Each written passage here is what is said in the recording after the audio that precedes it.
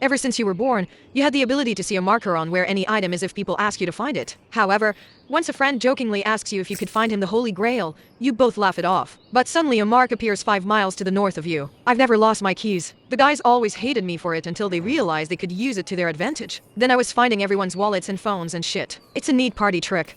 I'm not going to lie. Well, let's see it then, Gwen said. She crossed her arms in front of her. She didn't believe me. Give me something to find, I said. My will to live, Lance joked. Gwen snorted, and he handed her a red Solo cup. The liquor was so strong. The smell burnt my nose. I rolled my eyes. How many times are you gonna make that joke? Until people stop laughing. Gwen looked between me and Lance. She didn't even flinch as she took a drink. Is this something you do every time one of the guys has a new girlfriend? Try and make her look dumb. Despite her accusation, she was still having a good laugh. Maybe Lance had finally found a keeper. He's being serious. Actually comes in handy. Lance sipped his own drink. The music rose. Someone had cranked the volume. He leaned into Gwen and yelled in her ear. What's something you're looking for? $1 million?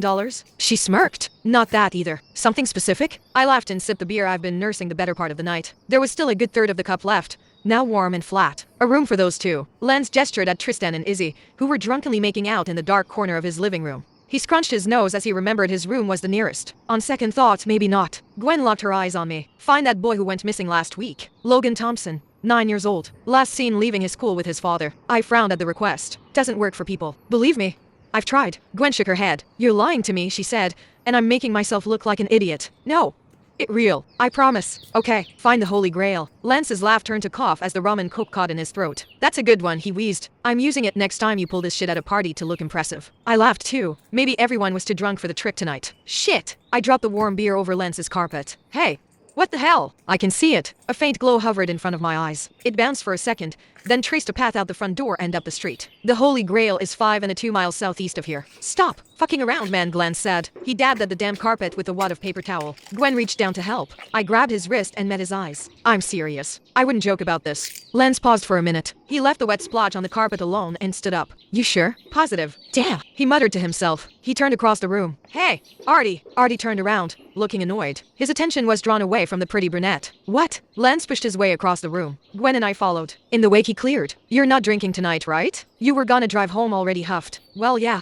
But I don't see what this has to do with. Grab your keys, Lance told him. Martin here thinks he knows where the Holy Grail is. We're going. And what? You expect me to lead you into this? Pretty much, yeah. Lance grinned and turned to Gwen and me. Let's go find the cup. Seatbelts. What? Artie, we don't have time. It's my car. You asked me. Well, you told me. But still, wear a seatbelt. Lance slammed the buckle in aggressively. You happy? Very, Artie said. He shifted the car into gear and pulled away from Lance's rented basement suite. The frost formed against the windows of Arthur's car, but his engine started without a problem. Probably why Lance asked him in the first place. His old beater took 3 tries to start and didn't like to run anytime the weather dipped below -15. Lance took the bus most days. You're fucking with me, right? Gwen asked again for good measure. How the hell would the Holy Grail end up in the middle of Canada? She really did have a point. I have no idea. But no. We aren't messing with you. Lance worries enough about his place when he's actually there. He wouldn't be here unless it was real, I said. He nodded. I'm probably gonna lose my security deposit, so this better make up for it. Gwen laughed. I could see her in the rear view. She leaned against Lance and nestled her head into the nook of his shoulder. Artie tightened his grip and jerked his eyes forward. He had been looking in the mirror too. Great. It wasn't Lance's fault. Already never told anyone he liked Gwen. Well, anyone besides me. I hardly needed anything else to deal with at the moment. Take the next left,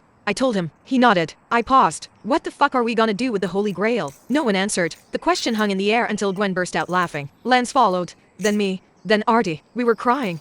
Doubled over in on ourselves. I think I'll put it on my shelf, Lance said. We can bring it out the next time we have a party. I'll put it out next time my mom comes around for dinner, I added. Artie cracked up. Use it in beer pong. He swung left. Pull over, I said. We got out of the car. We had been to the park a few times before. Last summer we played slow pitch on the diamond behind us. Before Morgan dumped me, we had biked along the trees and river. A gust of wind picked up the snow from the field and tossed it over us. Gwen shivered. Even Artie swore at the bitterness. My nose ran. But I didn't care. This way, I called. We made our way through the dusty snow to the frozen bank of the river. Shit! What's wrong? I kicked at the edge. The ice didn't crack under my boot. Not even a splinter raced outward underfoot. It's underwater, Artie said. He wasn't guessing. He was staring at a spot about a quarter of the way across the river. You can see it? Lance asked. Arthur raised his eyebrow. You can't? Gwen shivered and caused up to Lance. Well, No one's found it for 2,000 years, she said. What are the chances it'll be snapped up by morning? We could come back with some real winter clothes. My dad used to ice fish. I could bring his drill. The cold had sobered her up. Everyone looked at me. I shrugged. She's not wrong. We have absolutely no way to get it. And what if it's gone? Lance asked. What if that's the reason no one's ever gotten it? We shouldn't let our eyes off it. Artie dug his hands into his pockets. He didn't have a pleasant buzz that kept the cold off him. How are we getting through that ice? We're gonna need to find a sword in the fucking stone next. I froze. Lance and Artie kept chirping at each other. Guys, I said, yeah, you're never going to believe what's in the trees on the other side of the river.